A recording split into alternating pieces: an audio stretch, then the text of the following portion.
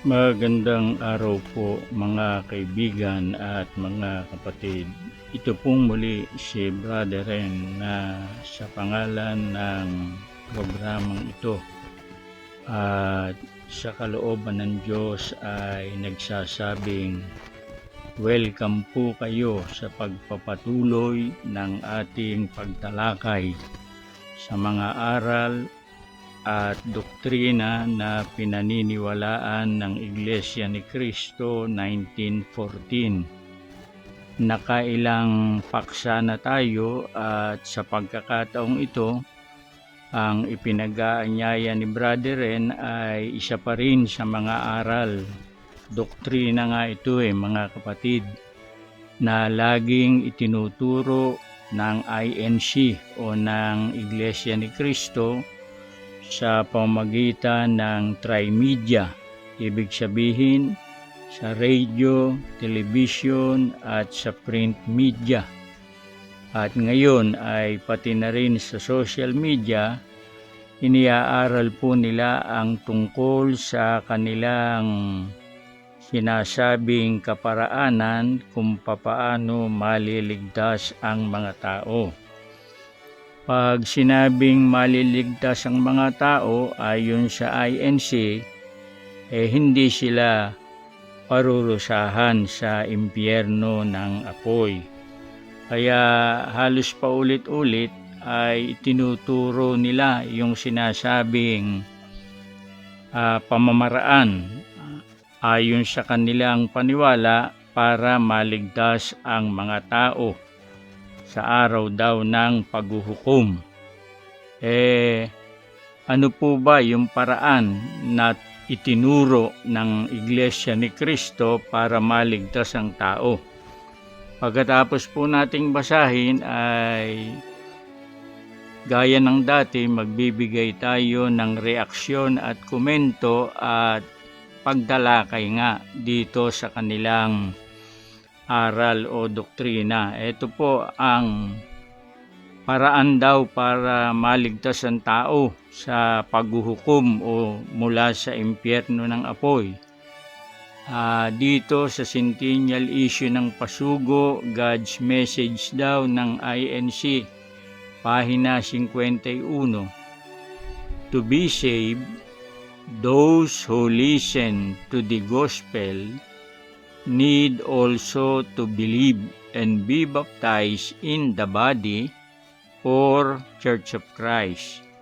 Iliwat po natin sa Pilipino, upang maligtas, yaong mga nakinig sa Ebanghelyo ay dapat ding sumampalataya at mabautismuhan sa isang katawan o Iglesia ni Cristo.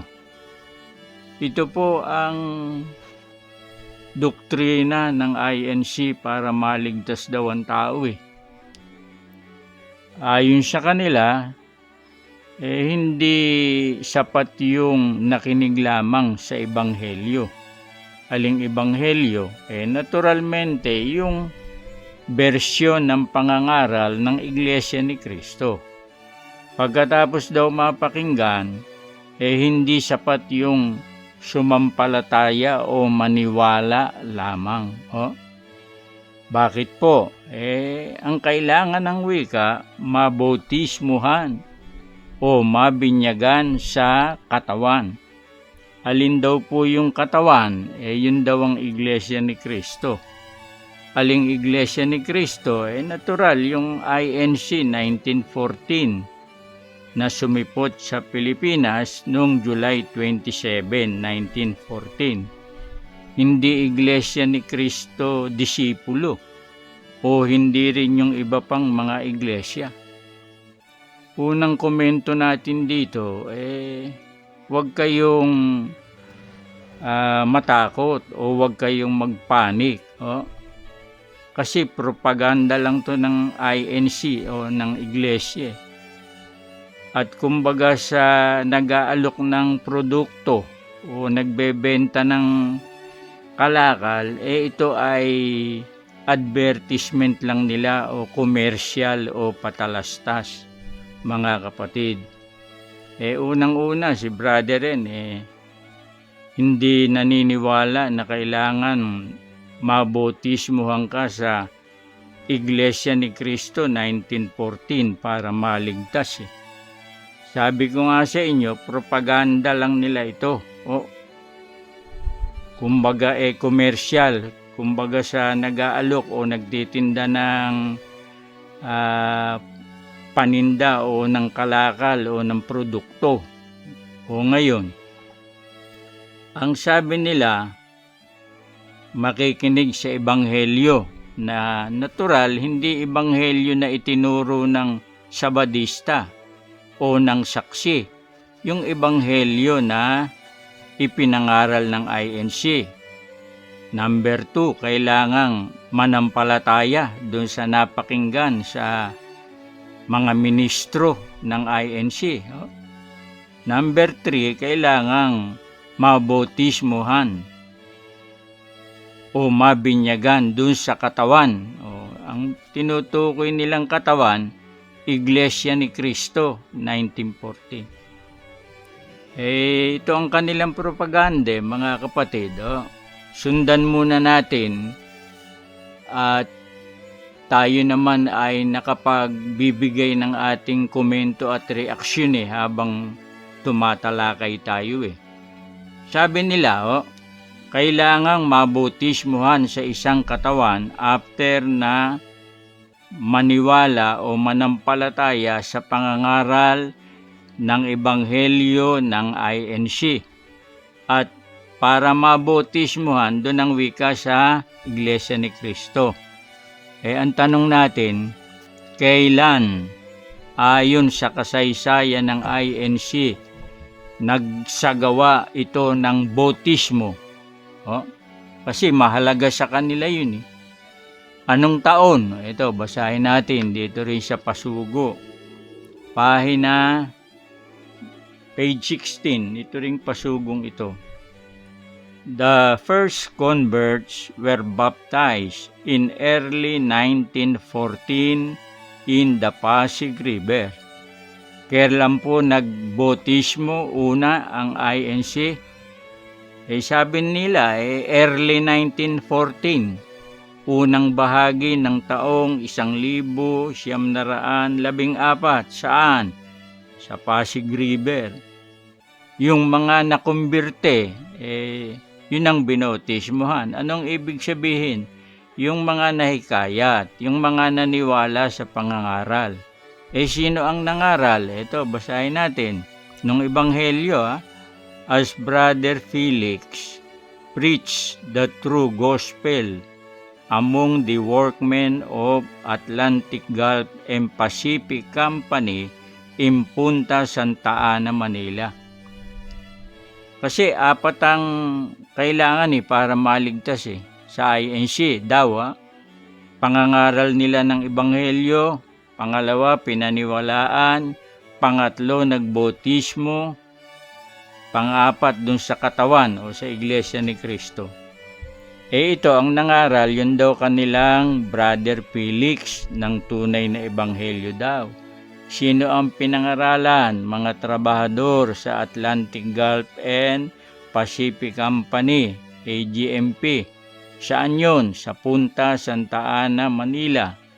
Naniwala ba? Naniwala kasi nakumbirti. At bilang mga unang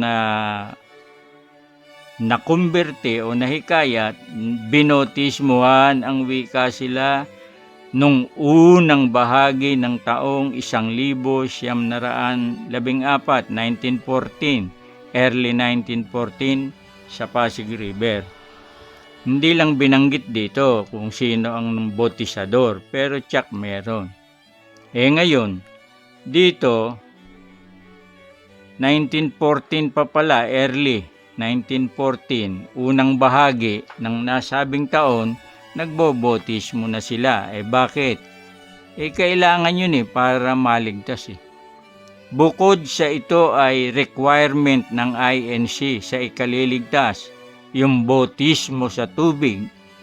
o yung binyag sa tubig, nagiging ano ang kalagayan ng tao pag nabautismuhan ayon sa INC?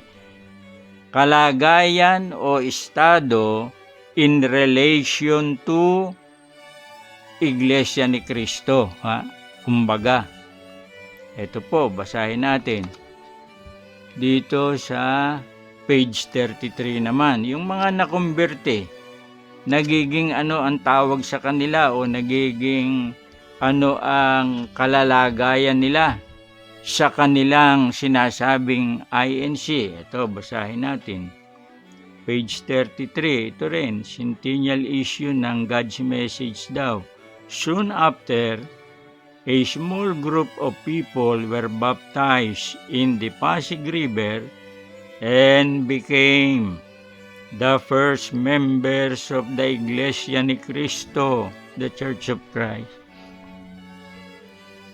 Ano po ang nagiging kalalagayan ng taong nakinig sa pangangaral ng INC, naniwala, nakumberte, bumilib, at nabautismuhan? Sila ang wika ay nagiging mga miyembro, kaanib, kasapi sa Iglesia ni Cristo. Gaya nito na mga binautismuhan sa Pasig River noong early 1914. Ito rin ba yung mga trabahante ng AGMP? Opo. Si Manalo rin ba, Mr. Manalo, Felix ang nangaral? Opo. Ito, basahin natin. Ang sabi rito, in November 1913, he, Felix Manalo, left his home and his hat-making shop. Gumagawa pala ng sombrero si Felix Manalo. With his wife Honorata, traveled to Punta Santa Ana, Manila, where he began preaching Bible-based teachings at the workers' quarters of the Atlantic Gulf and Pacific Company.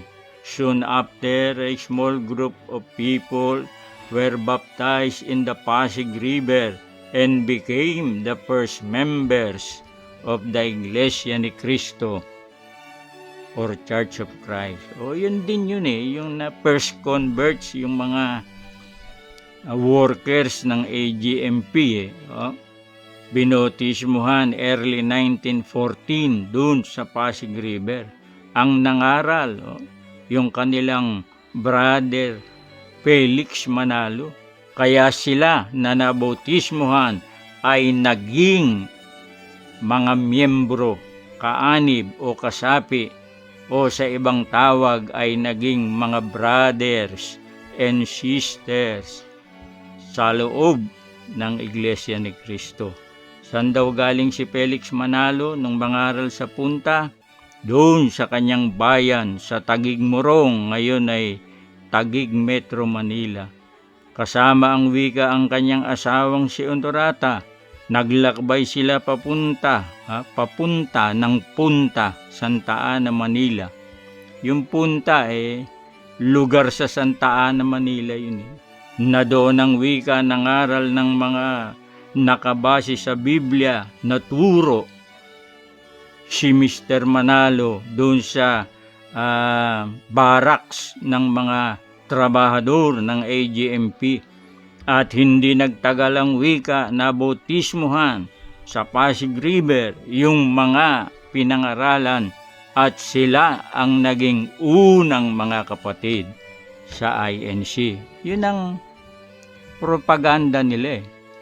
Hindi basta maliligtas sa araw ng paghuhukom o hindi basta sila ay hindi parurusahan sa impyerno. Kailangan muna dumaan sa proseso. Pakikinig ng aral ng INC, maniwala o sumampalataya o bumilib, pagkatapos ay magbautismo para maging miyembro o maging kapatid o maging kaanib o maging tagaloob ng INC. Hindi ka pwedeng brother kung di ka nabautismuhan. Hindi ka pwedeng sister diyan kung hindi ka dumaan sa proseso ng bautismo. Sabi nga nung iba ay bautismado. Pero ang ibig nilang tukuyin doon bautisado, nabautismuhan. Kaya sila nagiging mga kaanib o mga sangkap ng Iglesia ni Cristo 1914. Ngayon, magkomento muna tayo doon sa first members bago natin ipagpatuloy. Hindi po accurate yung pagsasabing first members of the Iglesia ni Cristo. Sino? Yung mga nabautismohan noong early 1914. Bakit? Misleading nga yun Bakit? Wala pang Iglesia ni Cristo sa Pilipinas noon Noong early 1914, wala pa po.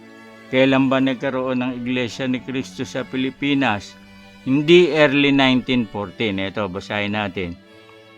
On July 27, 1914, page 33, the Iglesia ni Cristo was registered with the Philippine government. Hindi po unang bahagi ng 1914 nagkaroon o sumipot ang INC. July 27, 1914.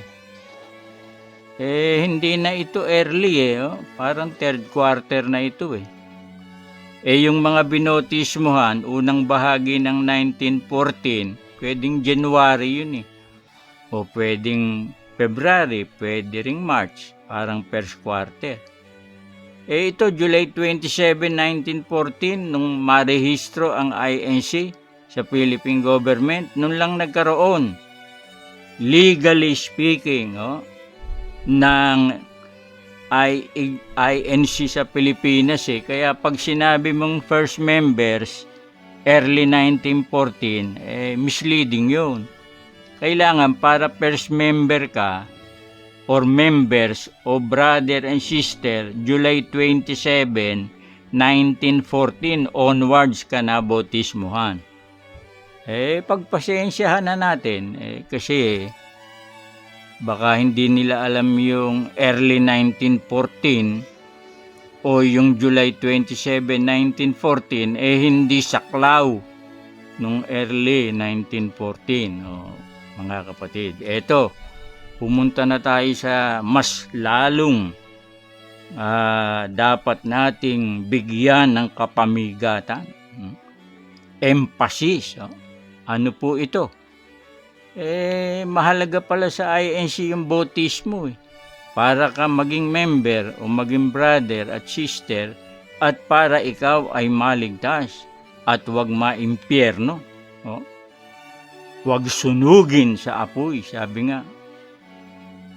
Mahalaga pala yung bautismo bakit ngayon yung kanilang brother Felix Manalo o yung Felix Manalo nila hindi bautisado sa Iglesia ni Cristo? Opo, inuulit ko. Si Ginoong Felix Manalo hindi bautisado sa Iglesia ni Cristo. Anong ibig sabihin yan? Hindi siya member. Kung susundin natin yung doktrina ng INC, hindi siya kaanib, hindi siya kasapi, hindi siya brother. Pero kung tawagin nila, puro brother Felix, brother Felix. Paano naging brother Felix yan? Hindi naman bautisado sa INC. Sinong may sabi? Yung mga ministro ng INC. Saan nila sinabi? Doon sa programa nila sa telebisyon. Yun lamang ba ang kanilang pag-amin? Hindi, may admission din sa Pasugo o sa print media na God's message daw. Kailan? November 2001 issue ng Pasugo. Page 2. Anong sabi? It is true that Brother Felix Y. Manalo was not baptized. Tunay daw hindi bautisado sana bago yan inilathala sa Pasugo,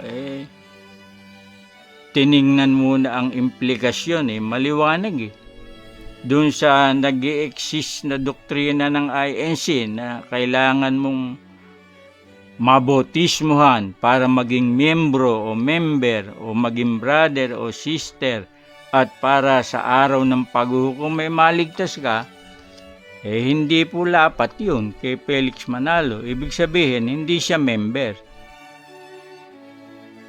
Hindi siya kaanib. Hindi siya dapat tawaging brother. Kasi hindi siya nabautismuhan ang nabautismuhan, yun ang nagiging member, kasapi, kaanib, at yun ang pwede mong tawagin brother, sister. Depende kung lalaki o kung babae. Sana matawagan ng pansin yung mga INC dito. Doktrina nila ito paulit-ulit Kailangang mabautismuhan kung gustong maligtas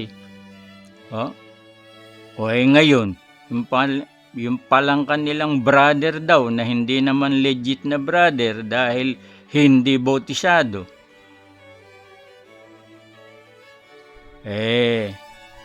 Questionable ang kaligtasan.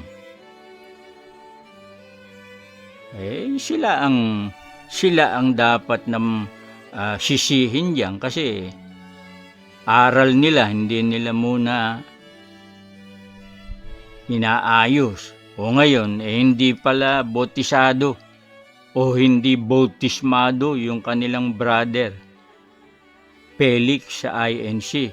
Pero alam nyo ba na siya ang may mataas na tungkulin diyan sa INC kahit hindi siya member, hindi siya legit. Pag sinabing legit, yung nabautismuhan nila. Hindi nga. Ano bang, alam nyo ba kung ano ang tungkulin niya? O basahin natin sa INC nitong hindi naman nabautismuhan na si Ginoong Manalo. Ito, page 33 ng pasugo. Under Brother Felix. O Brother Felix na naman, hindi naman bautisado. As each first executive minister, the Iglesia ni Cristo, continued to grow. Sino raw si Manalo? Felix. First executive minister, unang ministrong tagapagpatupad. Kataas niya, Yan ang may control sa mga teksto o leksyon. Yan ang may control dun sa lahat ng gawain, like yung maggagawa ng organization within, gagawa ng mga lingap, kung ano-ano pa, lahat. Siya ang sa kanya lumuluhod yung mga inoordinahan para maging ministro, mga kapatid. First executive minister pero hindi miyembro. Tinatawag lang nilang brother, pero kung pag-uusapan batay sa kanilang doktrina, hindi ito kaanib, outsider ito. Pero executive minister daw nila. Ngayon, kung siya ang unang executive minister, kilala nyo ba yung interim executive minister? Hindi siguro alam ng mga INC yan Sino? Prudencio Vasquez. Bakit naging interim executive minister? Ito ang gusto ng Hapon. Sino ang may sabi? Si Ginoong Felix Manalo. Sino yung Hapon na tinutukoy niya? Yung mga sumakop sa Pilipinas noong giyera. Ngayon, kung iba naman ang sumakop sa Pilipinas, halimbawa, mga singkit, ito ang gusto ng sino? Silent H, mga singkit. Maiiba na naman, pero hindi. Ito hula ko lang ang magiging executive minister dyan, anak nung kasalukuyang executive minister. Kasi may pattern. Kaya lamang naging interim si Prudencio Vasquez kasi ito ang gusto ng Hapon sabi ni Felix Manalo. Pero kung wala yung sasakop na ibang nasyon sa Pilipinas, ang papalit yung anak nung kasalukuyang executive minister. At least makapag-i-English na ng teksto for the first time, yung executive minister na darating, mga kapatid.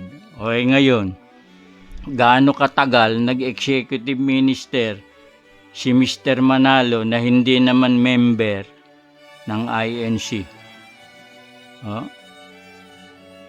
Hindi naman nila brother, strictly speaking, batay sa kanilang aral. Basahin natin gaano katagal. Hindi ito interim.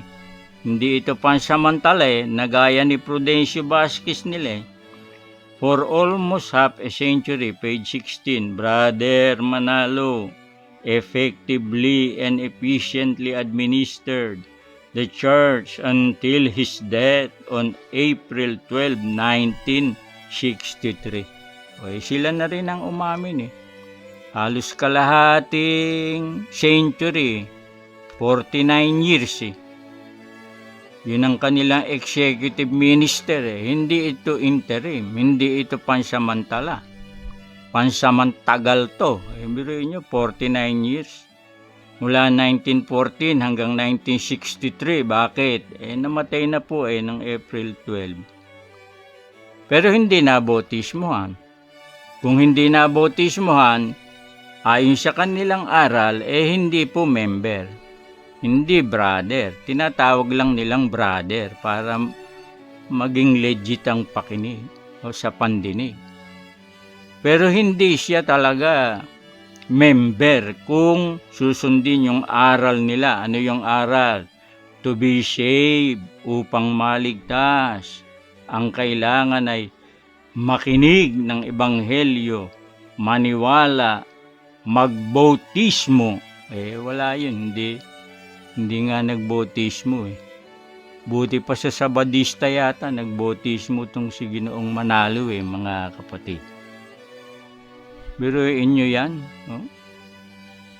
Halos 50 taon, outsider yung executive minister, yung tagapangasiwang pangkalahatan. Hindi ba nakakaasiwa yan? Nakakaasiwa kasi hindi naman member, outsider, siya ang nangangasiwa, namamahala ng INC 1914. Hanggang dito po at sana po ay mabless kayo ng ating ginawang pagtalakay. Salamat po sa inyong pakikinig.